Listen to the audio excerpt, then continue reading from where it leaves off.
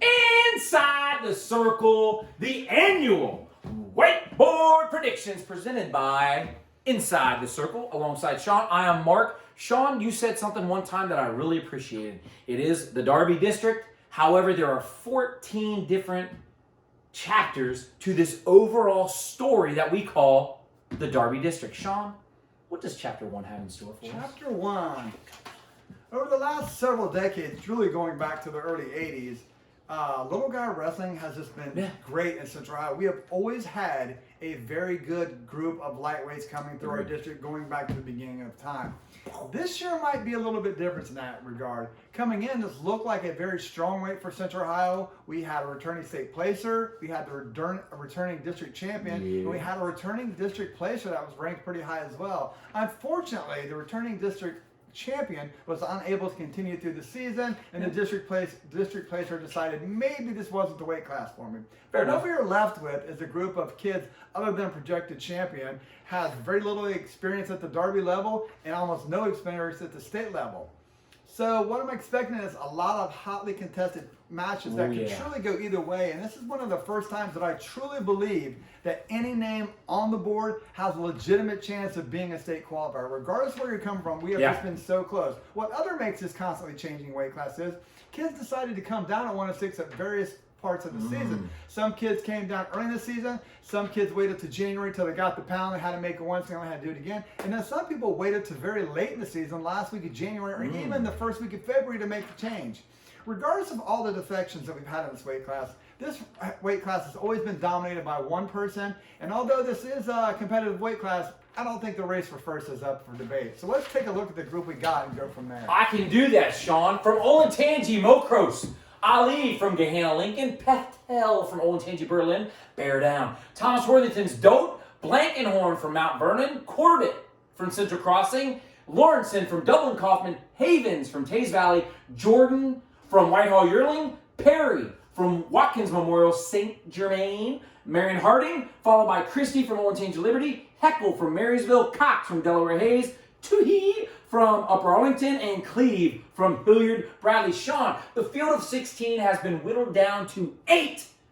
Let's talk quarterfinals. These are still Friday night fireworks. We need to find some Friday night fireworks in here. I think I got one. You think you got one? I do. I think there's going to be some great matches along here. Well, we haven't done this for a year, and I'm not sure if we start at the bottom or work right at the top, or start at the top and work right down. But for argument's sake, at this point, let's start at the top and work our way down. These are two guys that I was extremely impressed on. I was excited to see these guys wrestle up at the Riemann Invitational. Mokros has recently came down. He was probably the latest guy of this group to come down late, and he really is a ball of fire. I think these guys wrestled at the Riemann Invitational, and Mokros, this guy, I remember going to the tournament there and going up to the States and telling people, this guy who just got down from Olentangy, this guy is going to be a player. And that he is. And in this match, I think Mokros is just really catching his stride and going to push out to the semifinals. I can dig it, Sean. Boom. Let's talk Blankenhorn.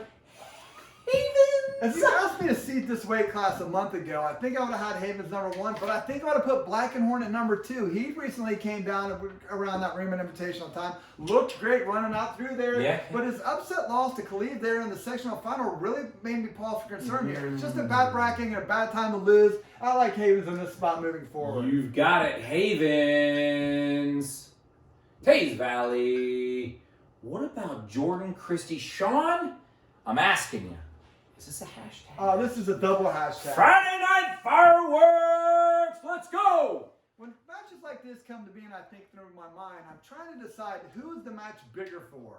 You got to decide, if this guy loses or this guy wins, how does it help him going forward? In this situation, I think it's big for both of them. As we talked in the early part of this weight class, there are so many variables and so many obstacles to overcome, where if you win your first match, you only get past one round of consolation the day two. But if you win your quarter, you're getting way out there. You're getting into win one match out of two to be a state qualifier. In this scenario, I think it benefits both people for different reasons. For one, everyone knows Christie was a very talented middle school wrestler the last couple of years, but he was always small. On this time, he gets Jordan and these guys close to weigh out, so they got to can't get too big and they got to stay close to weight.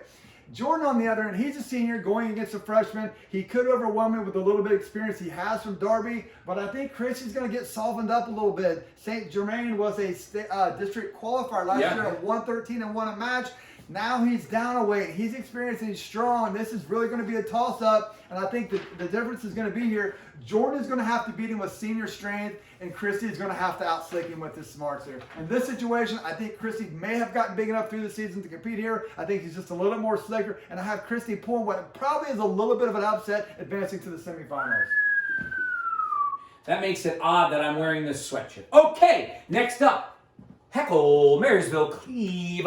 Cleve is that guy who's just been kind of hanging around there. He's had a couple big wins over Jordan this season at Pickerington North tournament, and they beat him at the Olentangy. Had what we think is a fabulous sectional final run there where he beat a pretty talented Blackenhorn, like I said, who was probably looking at the 2 seed before this. And if he would have, Blackenhorn would have won, would have actually been on the 2 seed line, ironically enough. But he didn't. Cleve's a senior, and if for some reason this gets close, you know John Riggs is going to take him to the table. We're going to go here in the semifinals. Love it.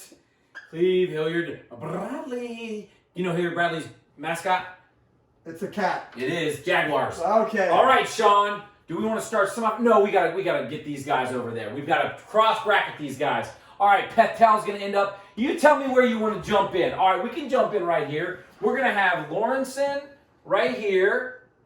Lawrenson followed. He's gonna, you know who he's gonna be wrestling, don't you? Yeah. Yeah, you do. He's gonna be wrestling Jordan, who cross-bracketed from Whitehall, Yearling. Sean, I want you to talk about this match, bring him out, and then I'll fill in the other three.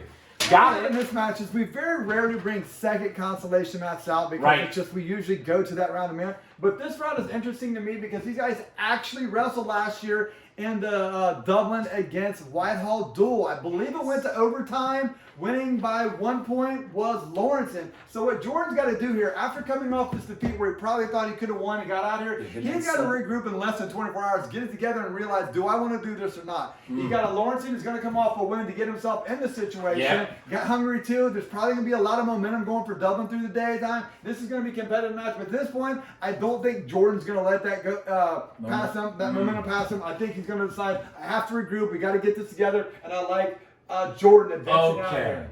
Jordan, now his opponent is going to be, I'll tell you this, Heckle on the cross bracket. Heckle from Marysville.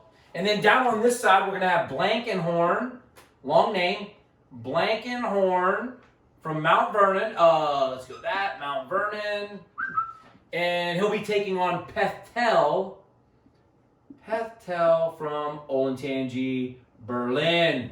Bear down. Sean, let's work these guys through. We're going to start at the bottom here. I was really impressed with Blankenhorn when I saw him at the Blankenhorn. Blankenhorn. Yeah. I'm talking about his cousin. Oh, okay. When he wrestled at the Kevin Cleveland, he really looked, not Kevin Cleveland, the All North? Reman Invitational. Yeah, you got a lot of tournaments. Hey, it's the first way to What are you going to do? First chapter. Go ahead, who you got here? We're going to have Blankenhorn advancing out. Gotcha. Blankenhorn. Blankenhorn, Mount Vernon. Who's he going to be taking on? Ironic in this phase, Not yet. I feel as if I picked Marysville, Whitehall would start heckling me. So I'm going to go with Jordan. I love it. Oh, so now you start picking against the people that are yelling at you. Jordan, hey, Sean, these guys need opponents. Try that again. These guys need opponents. Where are they getting them from?